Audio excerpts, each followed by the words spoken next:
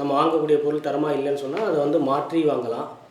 அப்படி மாற்றி வாங்கும்போது என்னென்னா, இப்போ வந்து ஒரு உதாரணம் சொல்ல போனால் செல்ஃபோன் இப்போ எல்லாருமே பயன்படுத்துறது உலாபேசி. தமிழில் வந்து உலாபேசின்னு சொல்லுவோம். அந்த உலாபேசியை வந்து வாங்குகிறோம். அதில் வந்து ஏதாவது சில குறைபாடுகள் இருக்குதுன்னு சொன்னால் நம்ம போய் கேட்கும்போது என்ன பண்ணுறாங்க, சர்வீஸ் பண்ணி தரேன் அப்படின்னு சொல்லி வாங்குகிறாங்க. அது வந்து முதல்ல தவறு. ஏன்னு சொன்னால் சர்வீஸ் பண்ணுறதுக்காக நம்ம போய் புது மொபைல் வாங்கலாம். அதுக்கு ஒரு பழைய மொபைலை வாங்கி சர்வீஸ் பண்ணிட்டு போயிடலாமே. ஸோ புது மொபைல் வாங்குறதோட நோக்கம் என்னென்னா, நமக்கு வந்து ஒரு குறிப்பிட்ட காலத்துக்கு அது நல்லா இருக்கணும், நம்ம வந்து அதை நிறைய யூஸ் பண்ணணும் அப்படின்றதுக்காக வாங்குகிறோம். அதனால் அந்த சர்வீஸ் பண்ணி தர்றது அப்படின்றதெல்லாம் வந்து முழுக்க முழுக்க ஏற்றுக்கொள்ளக்கூடியதே இல்லை. அந்த மாதிரி நம்ம பார்க்கணும். ஒரு புதுசாக வாங்குகிற பொருள் குறைபாடு இருந்ததுன்னா அதை அப்படியே ரீப்ளேஸ்மெண்ட் மாற்றி தான் வாங்கணும் ஒழிய அதை சர்வீஸ் பண்ணி வாங்குறதுன்றதே முதல்ல தப்பு. அதே மாதிரி பில்லில் பார்த்தீங்கன்னா விற்ற பொருள் திரும்ப வாபஸ் பெற மாட்டாது அப்படின்னு போட்டிருப்பாங்க. அது வந்து தப்பு. என்றைக்கு இருந்தாலும் விற்ற பொருள் சரியில்லைன்னா அது திருப்பி அவன் வாங்கி ஆகணும். அதில் ஒன்றும் மாற்றமே கிடையாது. அவன் கொடுக்குற அந்த கேரண்டி வாரண்டி அதுக்கு உட்பட்ட வகையில் வரல அப்படின்னு சொன்னால் அது வாங்கி ஆகணும். நமக்கு அது பொருந்தலை இல்லை வேறு ஏதோ குவாலிட்டி கொடுத்துட்டான் அப்படின்னா அது வந்து கண்டிப்பாக வாங்கி ஆகும். அந்த மாதிரி வாசகங்கள் வந்து எல்லா கடையோட பில்லுலேயும் அது இருக்குது. அது வந்து கண்டிப்பாக வந்து சட்டத்துக்கு அதெல்லாம் நம்ம சொல்லணும். அதே மாதிரி பார்த்தீங்கன்னா பில்லுன்னு ஒன்று தருவாங்க. ஆனால் அதில் என்ன இருக்குன்னா எஸ்டிமேட்டுன்னு இருக்கும் அல்லது மெமோன்னு இருக்கும். அது வந்து பில்லு கிடையாது. ஆனால் அது பில்லுன்னு சொல்லி எல்லா எலக்ட்ரானிக்ஸ் கடையிலையுமே அதை வச்சு இது பண்ணுறாங்க. பெரிய பெரிய கடையிலெல்லாம் வந்து இந்த வாட்டு வரியிலேருந்து தப்பிக்கிறதுக்காக இதெல்லாம் பண்ணுவாங்க. அப்போ வந்து நம்ம வந்து கேர்ஃபுல்லாக இருக்கணும். அப்போ ஒரு சின்ன விஷயந்தான் மெமோன்னு இருந்ததுன்னா அது வந்து இந்த இது சம்மந்தமான ஒரு விலை விவரம், நீங்கள் ஏதோ ஒரு விவரம் கேட்குறீங்க அதை ஒரு எழுதி கொடுத்துருக்காருன்னு அர்த்தம். அதே மாதிரி எஸ்டிமேட்டுனாலும் அதுதான்.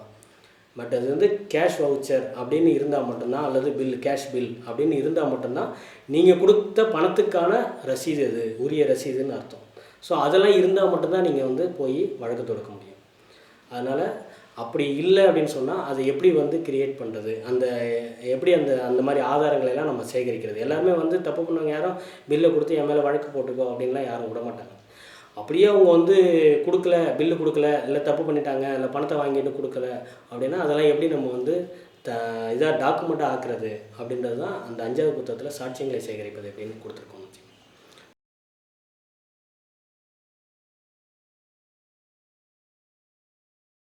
எல்லா கேஸுக்குமே இவ்வளோ நாளைக்குள்ளே முடிக்கணும்னு ஒரு சட்டத்தில் வந்து வரையறை இருக்குது. கிரிமினல்னால் அதிகபட்சமே போனால் 6 மாதம்தான். இப்போ போலீஸில் வந்து எஃப்ஐஆர் போடுறாங்க, ஒரு இன்வெஸ்டிகேஷன் பண்ணுறாங்க, புலனாய்வு பண்ணுறாங்க. அதை வந்து அவங்க இன்வெஸ்டிகேஷன் ரிப்போர்ட்டை தாக்கல் பண்ணுறதுக்கு 60 நாள் தான் டைம். அது வந்து எதுக்குலன்னா கைது செய்யக்கூடிய குற்றத்தில் தான். அதாவது ஒரு குற்றம் நடக்குது, அது உடனே கைது செய்யணும் அப்படின்னு நடக்கக்கூடிய குற்றத்தில் தான் அந்த இது. சாதாரண கைது செய்யக்கூடாத குற்றத்தில் அரெஸ்ட் பண்ணுறாங்க அப்படின்னு சொன்னால் 24 மணி நேரத்தில் சார்ஜ் ஷீட் போடணும். அது வந்து அற்ப வழக்குன்னு சொல்லுவாங்க. இந்த மாதிரி சார்ஜ் ஷீட் போட்டு விசாரணை நடத்தி முடிக்கணுன்றது சட்டத்தில் இருக்குது. அது மாதிரி எல்லாத்துக்குமே, தொழிலாளராக இருக்கட்டும் எல்லாத்துக்குமே இருக்குது. ஆனால் ஒன்றில் மட்டும் அது விதிவிலக்கு. எந்த கோர்ட் அப்படின்னு கேட்டிங்கன்னா ஃபேமிலி கோர்ட்டு.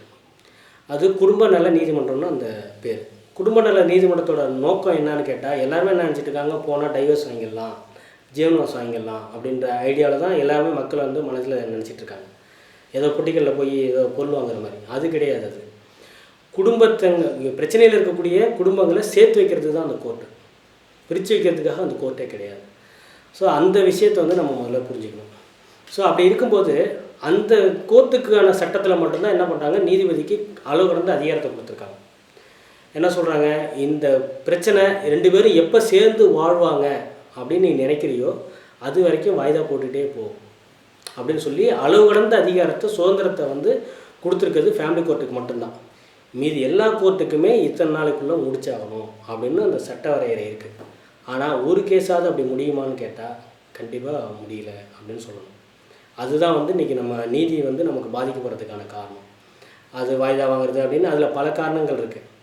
இப்போ கன்சியூமர் கோர்ட்டு அப்படின்னு எடுத்துக்கிட்டிங்கன்னா அதில் உள்ள மிகப்பெரிய குறைபாடு என்னன்னு கேட்டிங்கன்னா, பொதுவாக வந்து பதவி உயர்வுக்கு ஆசைப்படுவாங்க. ஒரு வேலை பார்க்குறவங்க நான் மேலும் மேலும் இந்த பணியில் வந்து சிறப்படைஞ்சு மேலே போகணும்னு நினைப்பாங்க. ஆனால் அதே மாதிரி தான் இந்த மற்ற கோர்ட் எல்லாமே நடக்குது. ஆனால் இந்த கன்சியூமர் கோர்ட்டில் மட்டும் உள்ள ஒரு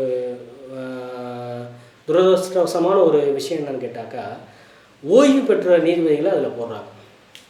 அவங்க என்ன பண்ணுறாங்கன்னா அது பொறுப்போடு நடத்துறதில்ல. இன்னொன்று வந்து ஓய்வு பெற்ற பிறகு அவங்கள எந்த விதத்துலேயும் வந்து பணி நீக்கம் செய்யலாம். அவங்க வந்து தவறான நடவடிக்கை ஈடுபட்டாங்கன்னு சொல்லி அவங்கள அந்த பணியிலேருந்து அவங்களை அப்புறப்படுத்தலாம் ஒழிய பெரிய அளவில் நடவடிக்கையெல்லாம் எடுத்து அவங்களோட பென்ஷன் கட் ஆகிற மாதிரி, பென்ஷனே கிடைக்காத அளவுக்கு, அந்த பெனிஃபிட்லாம் கிடைக்காத அளவுக்கு அவங்கள வந்து பண்ண முடியாது. உண்மையான பணியில் ரிட்டையர் ஆகிறதுக்கு முன்னாடி அவங்க என்ன சர்வீஸில் இருக்காங்களோ அப்போ நடவடிக்கை எடுக்கும்போது அதெல்லாம் பண்ண முடியும். அதனால் என்ன பண்ணாங்க, தைரியமாக தப்பு பண்ணுறாங்க. இது வந்து என்னோடய ஆய்வு முடிவே, பகிரங்கமாக சொல்ல வர்றது என்னென்னா ஆய்வு முடிவே. அந்த மாதிரி பணி நிறைவு பெற்றவங்கள போடும்போது அதில் உள்ள ஒரு சிலர் மட்டும்தான் வந்து சரியாக நடக்கிறாங்க ஒழிய, மற்றவங்க எல்லாருமே இந்த 3 வருஷத்துக்குள்ளே நம்ம எவ்வளோ சேமிக்க முடியுமோ சேமிச்சுப்போம் அப்படின்ற பேஸில் தான் வந்து பேசி அதை வந்து பண்ணிகிட்ருக்காங்க, தீர்ப்பு சொல்கிறது இதெல்லாம் பண்ணிகிட்ருக்காங்க. கன்சியூமர் கோர்ட்டுன்றது ரொம்ப ஈஸியாக போய் சாதாரணமாக நம்மளோட பிரச்சனையில் இது பண்ணிக்கிறதாக உள்ளது. ஆனால் இன்றைக்கி அது வந்து சிவில் வழக்கை விட பெரிய அளவில் போகிறதா வந்து நம்ம ரெகுலராக வந்து பார்த்துட்ருக்கோம். எல்லாமே மொத்தத்தில் பார்த்திங்கன்னா எல்லாருமே சட்ட அறியாமையாக தான் இதுக்கு எல்லாத்துக்குமே காரணம். சட்டம் வந்து சரியாக தான் இருக்குது. சட்டம் எப்படி சரியாக இருக்குது அப்படின்னு நீங்கள் உறுதியாக சொல்கிறீங்க அப்படின்னு கேட்டிங்கனாக்கா, சட்டங்கிறது என்ன, நாட்டில் நடக்கிற எல்லா செயல்களும் நல்ல விதமாக நடக்கணுங்கிறதுக்காக உருவாக்கப்படுறது தான் சட்டம். ஸோ அப்போ எல்லாமே நல்லா தான் நடக்கணும், அதுக்கேற்ற மாதிரி தானே சட்டங்கள் இருக்குது. ஆனால் அதை பற்றிய விவரம் நமக்கு தெரியாதனால அவங்க தெரிஞ்சவங்க சொல்கிறாங்க 1008 ஓட்டை இருக்குது அப்படின்னு சொல்கிறாங்கன்னு சொன்னால் அதை நம்ப வேண்டிய கடமையில் நம்ம இருக்கிறோம். ஆனால் அப்படி எதுவுமே கிடையாது அப்படின்றது தான் நான் சொல்ல வர்ற முடிவு.